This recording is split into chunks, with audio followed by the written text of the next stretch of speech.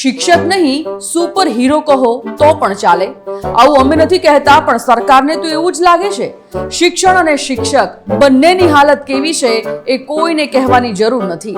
બિચારા શિક્ષકોને જ એટલા ટલ્લે ચડાવ્યા હોય પછી ઊંચા શિક્ષણની શું અપેક્ષા રાખવી? હવે આ નીતિ આયોગનો જે રિપોર્ટ આવ્યો છે એ જુઓ ને. હજારો માધ્યમિક શાળાઓ એવી છે જ્યાં એક જ શિક્ષકથી ગાડું ગબડે છે.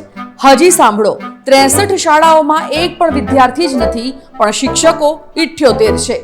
મનોમન વિચાર આવે કે સરકાર, તમે કરોડો રૂપિયા વાપરો છો તો પછી ત્રાજવા લઈને બેસો, પણ થોડું સમતોલન જાળવો.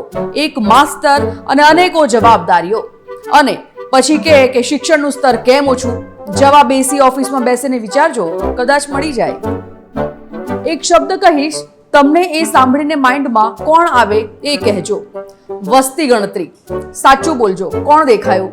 એક દયનીય શિક્ષક જ દેખાયો હશે, હે ને?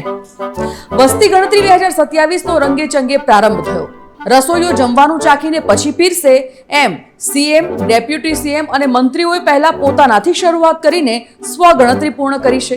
વસ્તી ગણતરી માટે ગણતરીદાર અને સુપરવાઇઝરને તાલીમ પણ અપાય.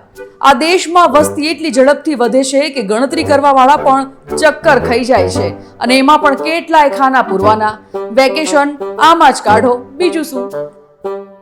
હે ભગવાન, પહેલા પેટ્રોલ મોંઘું, પછી ડીઝલ મોંઘું, સીએનજી મોંઘો, અને હવે તો વીજળી પણ વીઆઈપી બની ગઈ. વીજળી બિલના ભાવ વધે એટલે ઘરની બહેનોનું પણ ટેન્શન વધે. અને હવે તો સ્માર્ટ મીટરમાં દર મહિને એટલું બિલ આવે છે કે એમ થાય કે બિલ આવ્યું છે કે ઘરનું EMI. વાત એમ છે કે સેન્ટ્રલ ઇલેક્ટ્રિસિટી ઓથોરિટીએ વીજળીનો ફિક્સ્ડ મંથલી ચાર્જ વધારવાનો પ્રસ્તાવ મૂક્યો છે. જો આ અમલમાં આવશે તો જે ગ્રાહકો ઓલરેડી લાઇટ ઓછી બાળે છે એમનું પણ બિલ વધી શકે છે. હવે તો એસી નહીં, પણ પહેલાની જેમ હાથથી પંખો ચલાવવાનો સમય આવી ગયો હોય એવું લાગે છે. ખરેખર આ સુવિધાએ તો પથારી ફેરવી નાખી. ઈંધણ બચાવવાની જાહેરાત શું થઈ કે રોડ રસ્તાઓ પર લીલી નંબર પ્લેટની ગાડીઓ વધારે જોવા મળે છે. પણ એમ થાય કે આ બધી જાહેરાતો શું તમારા મારા માટે જ છે?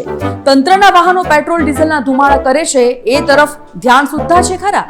એક માહિતી સામે આવી છે કે એએમસીના 3000 થી વધુ વાહનોના કાફલામાં એક પણ ઈવી કાર નથી.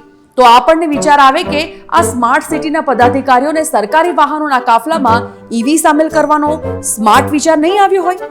એક આંકડો કહીશ તો આંખો ફાટી જશે. ફિલ્ડમાં ફરતા વાહનો પાછળ છેલ્લા 5 વર્ષમાં 1 કરોડ લીટર ઈંધણ અને 110 કરોડ રૂપિયાનો ધુમાડો કરાયો.